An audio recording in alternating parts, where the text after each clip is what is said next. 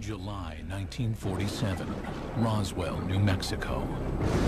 Wreckage found in the desert outside this small town is believed by many to be a UFO. The question is, are UFOs real? The answer is yes. For years, controversy has grown about what really happened here that summer night.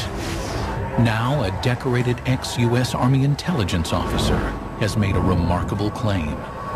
He says that not only are UFOs real, but that the U.S. military harvested advanced technology from them. He knows this, he says, because he held the technology in his hands and saw alien bodies from the Roswell crash. A humanoid-type body came from the Roswell area where there was a crash in 1947. Why should we believe him? Because of the man that he was, the years of service that he dedicated to the United States of America, and the fact that he was considered one of the top military men in his field. Who is this person? What did he do in the past? What were the things that he has said in the past that have come to fruition? According to Lieutenant Colonel Philip Corso, he was responsible for bringing alien technology to military labs and civilian scientists. And they used it to make lasers, fiber optics, integrated circuits, night vision image goggles, and bulletproof vests. We are looking at crashed flying saucers, or ones that are shot down, and we're trying to figure out how they work. Others are skeptical that alien technology jump-started the military-industrial complex. That's a peculiar kind of lack of self-confidence in human ingenuity. I found that Philip Corso wasn't telling the whole truth about a number of things. Is Philip Corso's story the fantasy of one ambitious intelligence officer? Or does he confirm that a UFO did crash at Roswell in 1947, and that it launched a secret military program to push alien technology into mainstream development?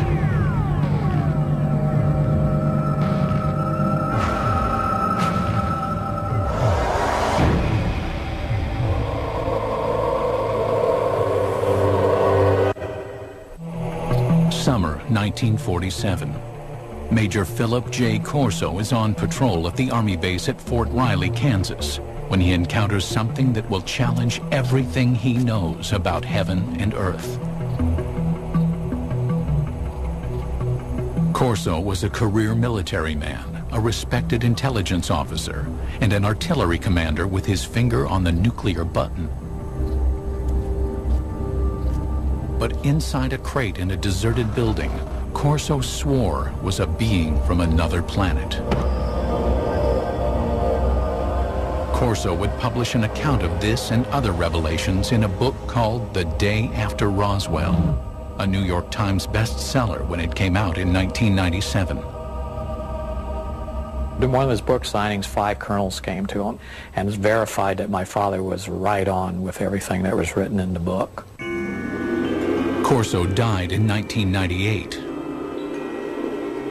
But the material he presented in his book is still controversial. Now, for the first time, the full story of his military career and his startling UFO allegations are being told on television. 1942, the year after the Pearl Harbor attack. Philip Corso, a small-town boy from Pennsylvania, is drafted into the Army. During World War II, he trains as an intelligence officer, and afterward, at the age of only 29, Corso becomes a spy hunter in Rome. His mission, to seek out and terminate Soviet agents. When the United States Army occupied Rome, what they wanted to do was make sure that the post-war government would be a friendly government, not a communist government. A position with a lot of authority behind it. The man was regarded as an up-and-comer. By April of 1947, Corso returns to the United States for additional training at the U.S. Army's Intelligence School at Fort Riley. 3 months later, in July 1947, comes that fateful night when he claims he has the encounter that shakes him to his core. 32-year-old Corso is the post-duty officer, an assignment that puts him in charge of security at the base. That evening, Fort Riley is buzzing with rumors. 5 trucks containing debris from a mysterious aircraft accident in Roswell, New Mexico, have arrived at the base in Kansas. Corso, with his training as an intelligence officer, is intrigued by the shipment. At about 11 p.m., Corso says he enters the building where the Roswell shipment is stored. A guard on duty tells Corso that he has already looked into one of the crates making up the shipment and cannot comprehend what he's just seen. Corso then says he has a look for himself. And he sees these, they look like coffins. They're little, they're like kid coffins. Can't figure out what that is. So he goes and he picks up the tarp. It looked like a thin body, and a humanoid with a sort of a big head on it, and eyes, but not too long, and not, the shape of it was not as wide, as I say, as our bodies are. Corso says this was his first encounter with extraterrestrials, but it would not be his last, nor his most significant. Later, he would be given top-secret files and alien artifacts that, he claims, would generate a new technological world order. But in 1947, that day was still a decade away.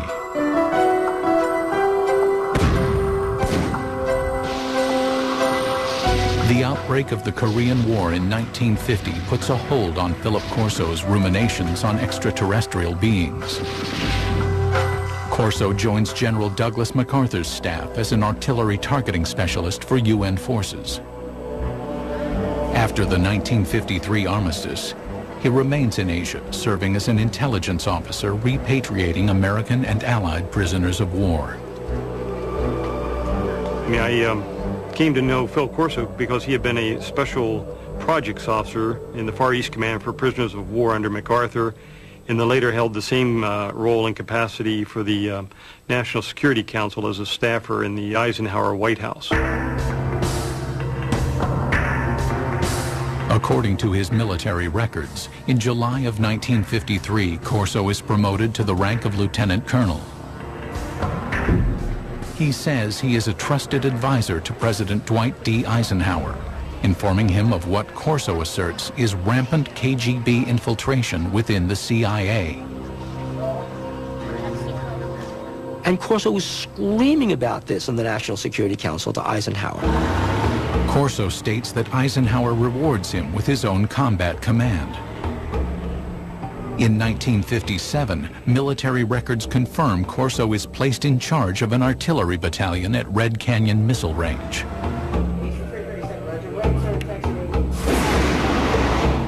By October of that year, Corso commands the battalion in West Germany, where he develops new targeting strategies for nuclear strikes.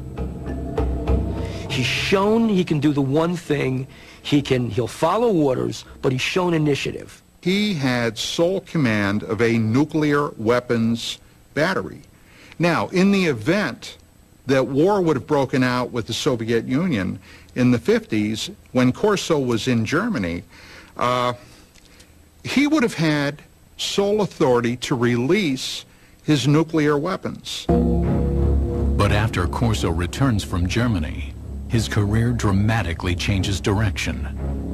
The gifted intelligence officer, fearless spy hunter, and artillery commander who controlled the world's most powerful weapon now becomes a reservist in the National Guard. In October of 1960, Corso is virtually in retirement, a part-time unit advisor to a National Guard base in Maryland. You could say it meant that some people were displeased with him, but it's just as easy to say he didn't have what it takes. But Corso's supporters believe Corso is being groomed for his most important and most secret assignment. Now there is a big green hand running his career. That big green hand is the hand of Arthur Trudeau. Philip Corso has a powerful mentor in Lieutenant General Arthur Trudeau. A West Point graduate, class of 1924, Trudeau quickly gains a reputation as a forward-thinking officer, comfortable with high technology. In the Cold War era, he pioneers technological training for intelligence officers, and by 1958 is named Director of Army Research and Development. When Trudeau gets a chance to appoint a deputy, he brings Corso over, and thus begins Corso's stint in Army R&D. General called me and said, "Don, establish Foreign Technology Division, and you're the chief of it. And you got an office down next floor under me." Through this point in his career, Corso's Army job history is easily verified by examining military records. Look, he did work in the Pentagon. His office was there. I have the roster. And he worked for General Trudeau, and he certainly knew him well. There's no question about that. But after his Pentagon appointment, the paper trail of his career is harder to follow, and his assertions more difficult to confirm. Corso wrote that his Pentagon job entailed analyzing foreign military hardware, such as helicopter armament developed by the French, or the British military's vertical takeoff and landing fighter. Then the technology would be reverse engineered. The military has had, over the years, a number of projects where enemy technological devices have been recovered by American forces. So one of Corso's jobs was to get this foreign technology, this French technology, and reverse engineer it. And then if they had something good, fed into our own technological timeline. Reverse engineering plays a significant role in the spycraft of the Cold War era. The Soviets used captured American Sabre jets to reverse engineer U.S. technology, and the U.S. captured Soviet MiGs to reverse engineer Soviet technology. But if Corso's routine job involves examining technology from abroad, his task would soon change. Sometime after July 20th, 1961, Corso claims that General Trudeau calls him into his office and gives him an astounding directive. Examine technology captured from the 1947 alien spaceship crash in Roswell, New Mexico. Trudeau has a filing cabinet delivered to Corso's Pentagon office. Inside, Corso says, is proof positive of aliens visiting Earth and alien technology that Corso insists he will use to change the world.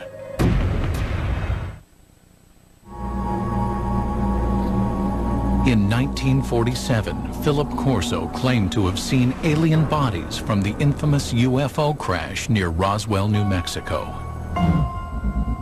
Corso's description is consistent with those who claim to be eyewitnesses to the crash.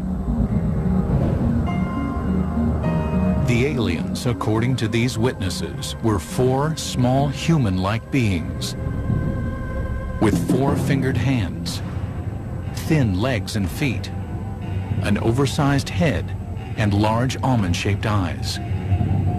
These descriptions purportedly appear in these classified documents prepared by government investigators. To this day, the documents have not been authenticated.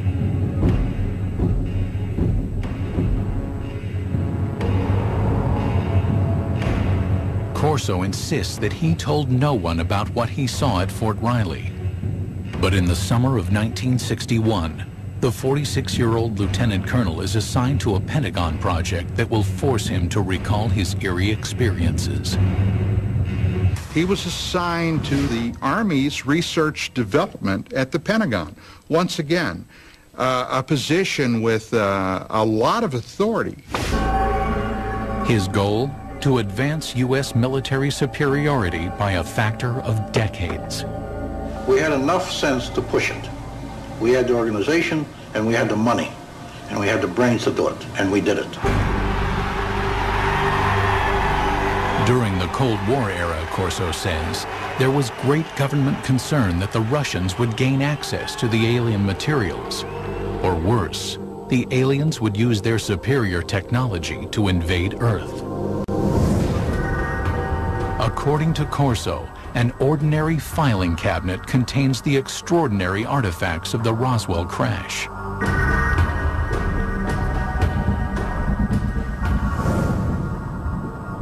A piece of super strong metallic cloth. Corso contends it may have protected the alien pilots in their spacecraft. A tube that appears to shoot a searing red light. Corso thinks it might be a surgical instrument or a weapon. An alien-made headband that, according to his military reports, might have been used to transmit thoughts or control the alien craft. An imprinted set of miniaturized circuits, perhaps a prefabricated microcircuit.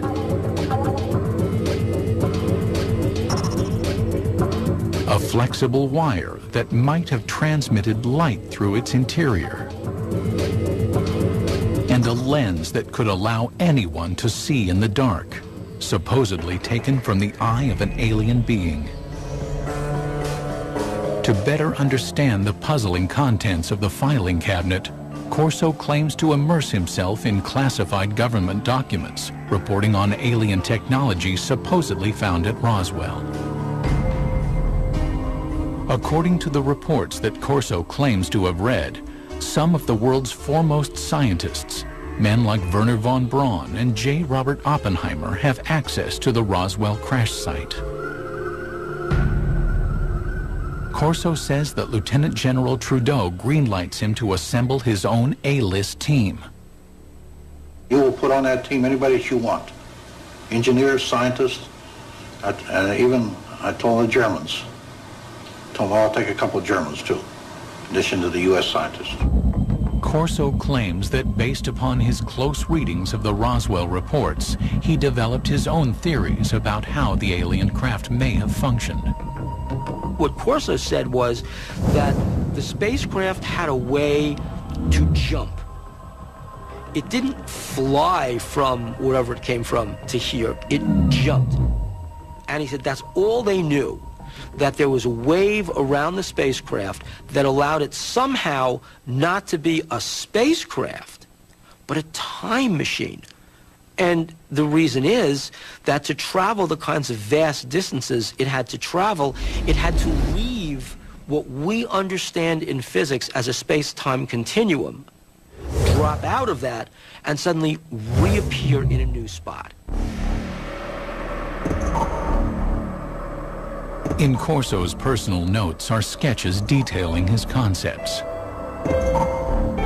Corso speculates that the alien craft is navigated by a mind control interface fitting the alien cranium. It seemed as though by revolving the headband around the alien brain drawings, you would match up the pickups on the headband with various parts of the alien brain.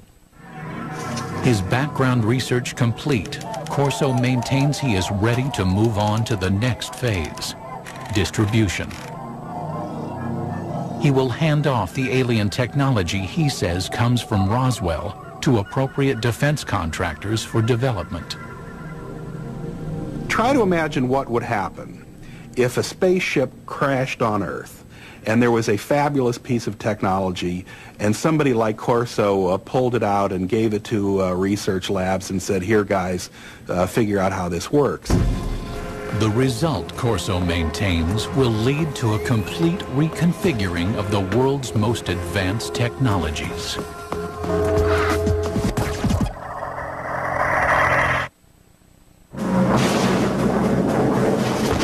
In the early 1960s, America's military might is directed toward fighting the Cold War. Lieutenant Colonel Philip Corso wants to bring alien technology from Roswell into the fray. By the end of the summer of 1961, he maintains that he begins to contact military weapons labs about his alien artifacts. Now, the Army laboratories also had civilian scientists there, And they developed this relationship of handling classified material. Phil Corso felt very comfortable working through the Army laboratories to the civilian scientists because the clearances were all taken care of by the laboratory. America is dotted with top-secret high-tech labs where civilian scientists work on sensitive military projects. Los Alamos, home of the Manhattan Project, is perhaps the most famous. But in 1961, Fort Belvoir in Virginia is quietly working on a decade-long project to develop night vision engineering. Corso claims he makes this lab the first he approaches with alien technology. In order to get these things reverse engineered properly, you couldn't just take this to a Radio Shack. I mean, it had to go to a place where somebody would understand the technology. According to Corso, Roswell eyewitnesses report that the alien craft has image-intensifying technology. If one went inside the ship and looked out, the world outside would look as bright as day, even at night. There is also, according to Corso, a lens taken out of an alien's eye that has light-enhancing properties. No one knows how the two are related, says Corso, but he knows their potential value. Corso maintains that by the late summer of 1961, he helps researchers at Fort Belvoir by showing them the alien light-enhancing lens and possibly other light-enhancing technology from the Roswell craft. This was a kind of technology that, although we think we have a very clear line of development going back to the Second World War, we take a look at how this technology has literally geometrically exploded over the years. Now, can this be attributed to this technology that was picked up at Roswell, according to Corso? Well, according to him, it can be. Corso says he wasn't able to further develop the alien mind control interface. His theory was that it would only function with an alien brain. But this momentary setback, he claims, didn't forestall development of another Roswell artifact, an imprinted circuit of mysterious design. We also had a little charred chip. Small thing, maybe 3/8 of an inch square, two threads coming out, and a little one in the center with thin wires. These came from Roswell. We didn't know exactly the function of these integrated circuits, but we suspected that these were circuits, electrical circuits. Corso asserts that he brings the object to Bell Labs, which had developed the transistor 14 years earlier. He says scientists there were able to analyze and later recreate the alien microchip. What would happen if something like that were to occur? Well, what would happen is, in a very short time, the world would be transformed radically. There's no doubt that after the development of the integrated circuit in the early 1960s, the world is transformed. Electronic devices from the cell phone to the laptop computer become reality. Corso claims the Roswell microchip was supposedly damaged from the crash, but that in his possession is another alien object, this one apparently fully functioning. He knows from reports that when people were shining this thing around, it caused burning on the surfaces that it was aimed at. Corso says he reads classified military reports speculating that the artifact from Roswell, apparently capable of burning holes in walls, is some kind of cutting tool, perhaps used for surgery. At Hughes Aircraft from the late 1950s into the early 1960s, researchers have been working on what would become the first laser tracking and targeting devices for military aircraft. But engineers have run into a snag in their efforts to create a practical device. That is, Corso asserts, until he shows them the alien cutting tool. It did accelerate after 1960-61 because people figured out new ways to make lasers. And as the science advanced, the engineering advanced. Corso's filing cabinet reportedly contains another treasure from the Roswell trove. It was glass tubes. And they emitted different color lights. And those were sent to Bell Laboratories. From that was one of the greatest advancements I think we have today, came out in fiber optics. Many UFO researchers theorize that the spacecraft had no wiring because it was fitted instead with fiber optic cable. Transmitting information with light happens to be an old technology. It dates back to one of the pioneers of the telephone, Alexander Graham Bell, who experimented with a device he called the photophone in 1880. Most people have never heard of it, but back in his day, serious scientists thought that the photophone was a more impressive invention than the telephone. The photophone was a way that you could transmit a voice signal over a beam of light. Corso's research tells him that data transmission via light had failed because scientists could not direct a beam of light around corners. But Corso contends that the Roswell artifacts might hold the answer. They were looking at this glass fibers and say, wow, the light actually turns a corner. How can light go in curves? And then they concluded the reason for that was because it had a cladding wrap on it. The cladding was the key discovery you had to make in order to make fiber optics work.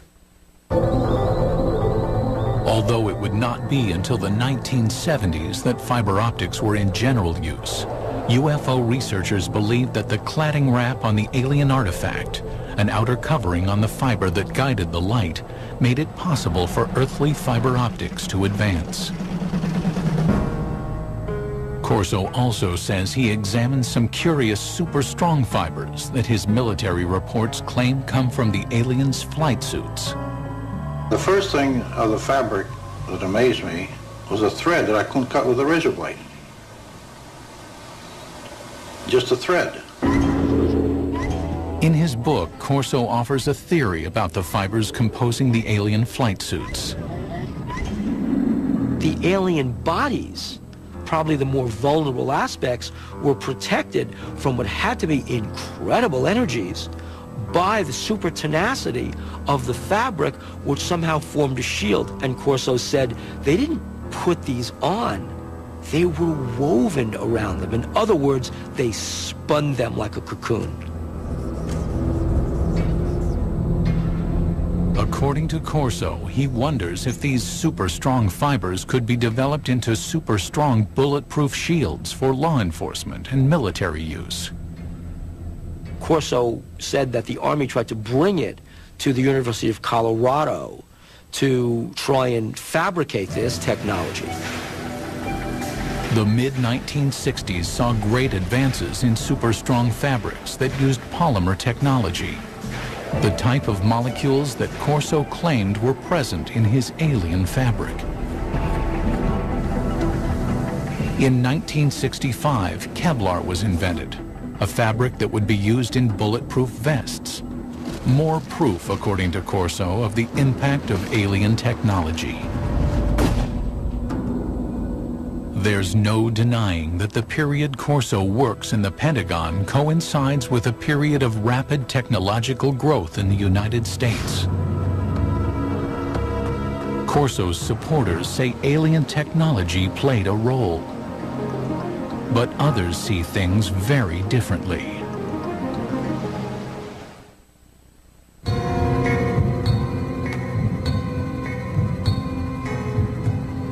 In his best-selling book, The Day After Roswell, Lieutenant Colonel Philip Corso claimed to introduce alien technology from the 1947 Roswell crash to the American military's technological agenda.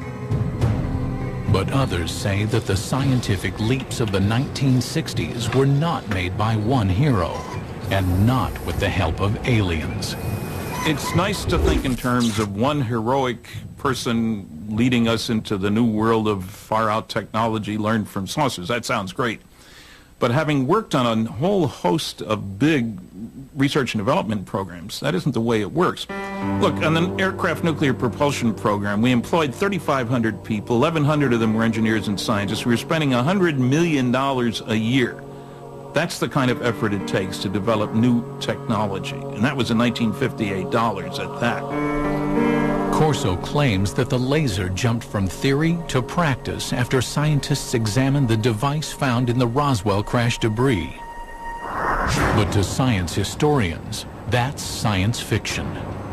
The laser is a good example of an invention that doesn't really have a single eureka moment where somebody gets a brilliant inspiration and then they go down into their basement workshop and 15 minutes later they've hammered together a laser. The laser really began back in 1951 when a physicist from Columbia University was taking a walk in Washington. That physicist was Charles Towns. And I woke up early in the morning worrying about why hadn't we been able to get anywhere. It was before breakfast, so I went out and walked out in the park, sat down in the park. Suddenly I said, hey, wait a minute. We can get a whole collection of molecules all in excited states with excess energy.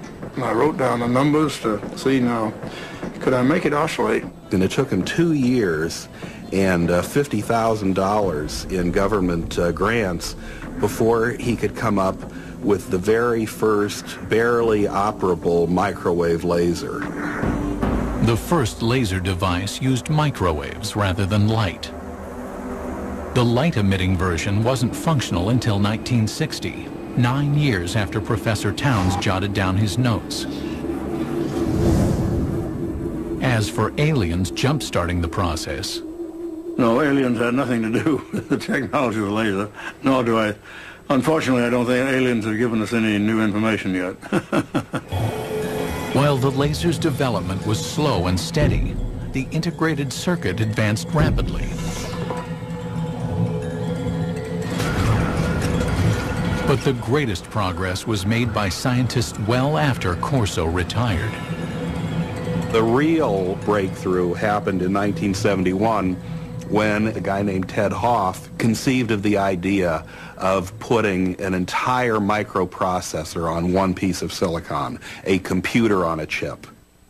Basically what happens in an integrated circuit is that you are controlling the flow of electrons, or actually in some cases the absence of electrons.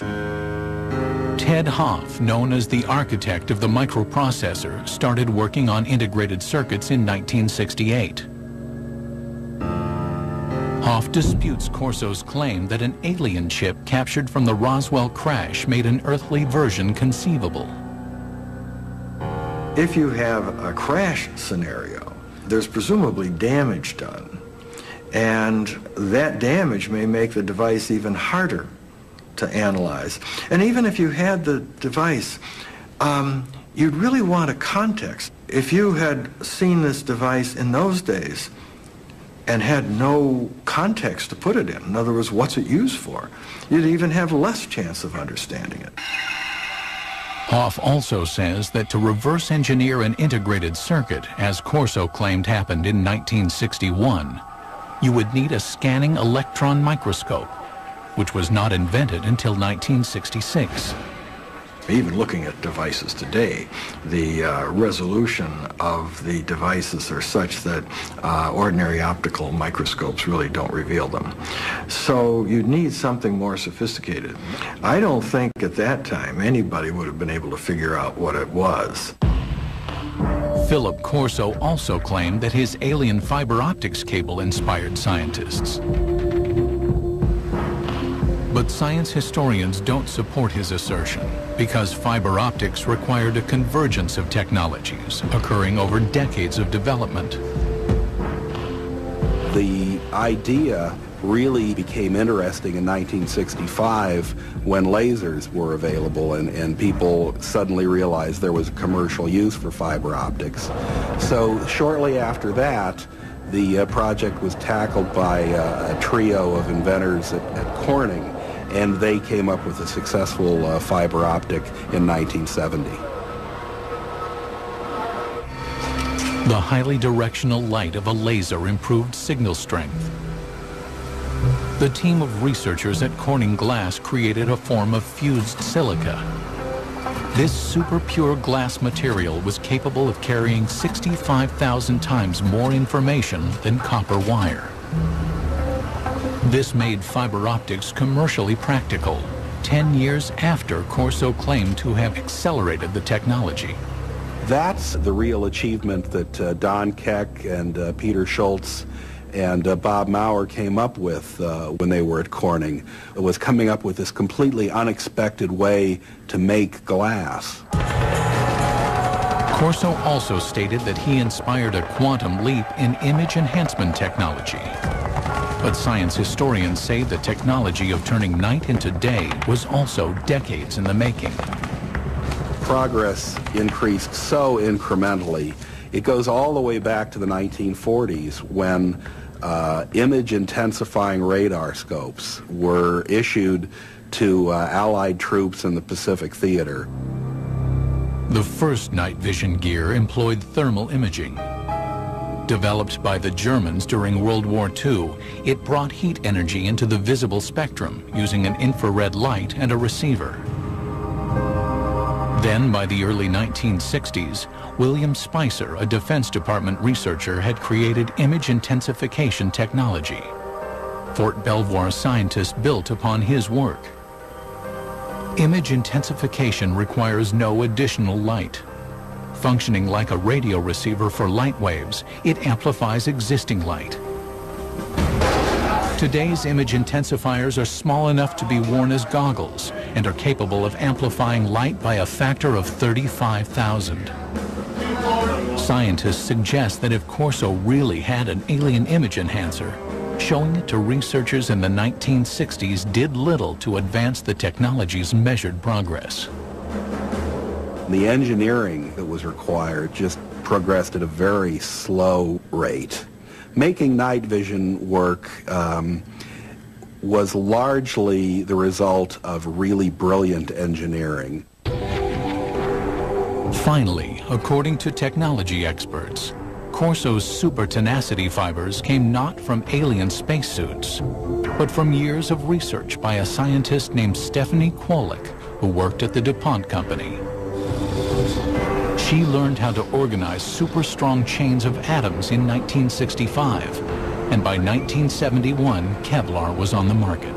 The theory that something like Kevlar came off a flying saucer strikes me as being insulting to someone like Stephanie Kwolek, who poured enormous amounts of effort, years of her life, tremendous dedication and brain power went into cracking the secrets of nature. Furthermore, some skeptics insist Lieutenant Colonel Corso simply didn't have the technical background to run a reverse engineering program. I read something he'd written years ago and found that it was not high-tech. I worked for General Electric, Westinghouse, General Motors, TRW Systems, McDonnell Douglas, with lots of technical people. I'm a physicist myself. And I saw nothing in what Corso had written that gave any indication of his having the knowledge, the skills, the talent, the background to handle stuff like this and get it into industry. Corso had an answer to this objection, claiming that his team of A-list scientists helped him interpret the Roswell cache. I didn't have the training or the background for something. You know, they got highly technical. But fortunately, the German scientists were there. I knew von Braun, and I knew Hermann Obert. Obert was a man that said we've been helped. And we had to keep it quiet to protect our budget, protect our organization. For doubters, there is also the issue of Corso's rank. A lieutenant colonel, some argue, wouldn't be running things as Corso claimed he was.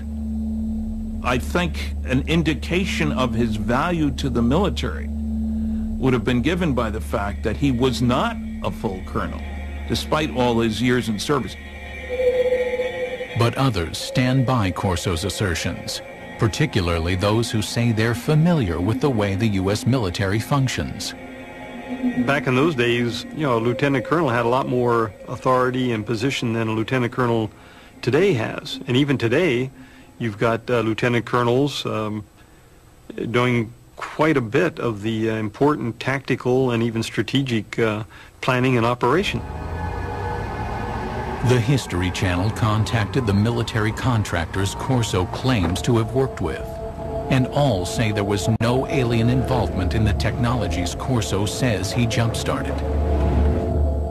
No memos, directives, or paperwork of any kind exist to directly support Corso's assertions about reverse engineering alien technology. But Corso's supporters say there is no paper trail for a very good reason.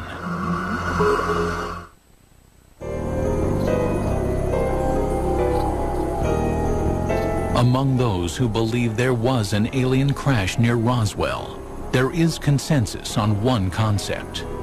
The U.S. government systematically suppressed the truth.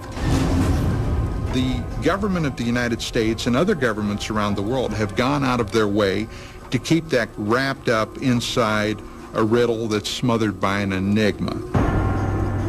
Philip Corso says he also had to keep his reverse engineering program under wraps. We couldn't discuss it. We made a decision.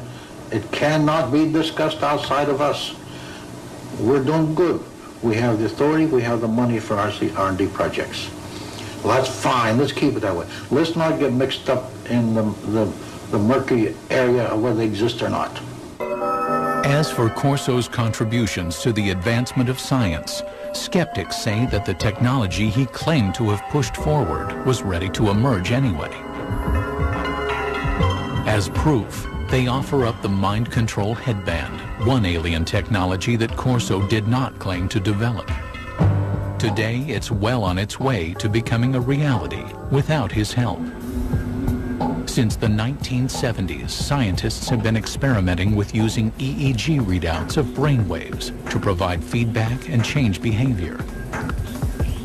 It's now possible to use EEG feedback games like this one to learn how to manage brain states.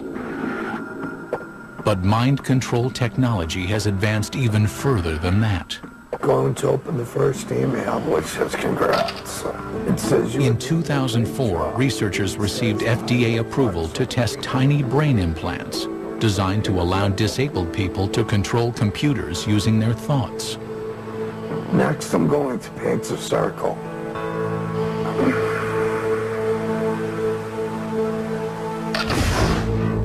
UFO researchers say the government's supposed cover-up may forever obscure the facts of Roswell, and therefore also obscure the truth about whether alien technology played a supporting role in the development of fiber optics, super strong fabrics, lasers, integrated circuits, or battle-ready image enhancement.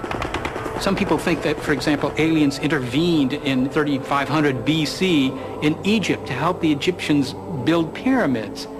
You know, well, doggone it, the Egyptians of 3500 BC were fully capable of putting big blocks on top of other big blocks, right? If the Egyptians had suddenly developed cell phones or something like that, then I would say, okay, there's intervention there. But that's not what they did. But while Lieutenant Colonel Philip Corso might be questioned, his ideas deemed controversial, and his predictions dismissed as the stuff of science fiction, his impact on UFO legend and lore can never be minimized.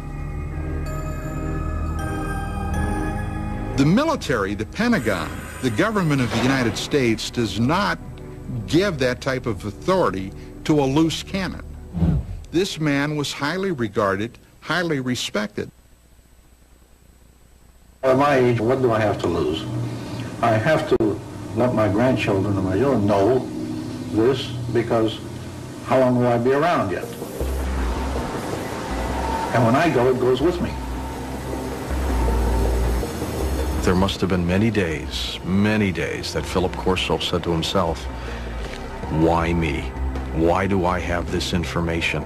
And again, I think that's one of the things that probably plagued him for so many years. It's pretty difficult to keep a secret like that within yourself. Even today, Only 10% of the story is told, my father says. The rest is classified.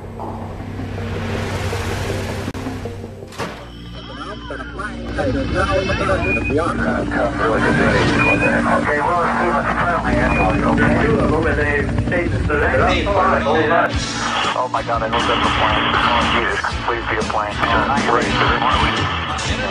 What the hell was that? Midway across the first thing I believe was artillery. Yeah.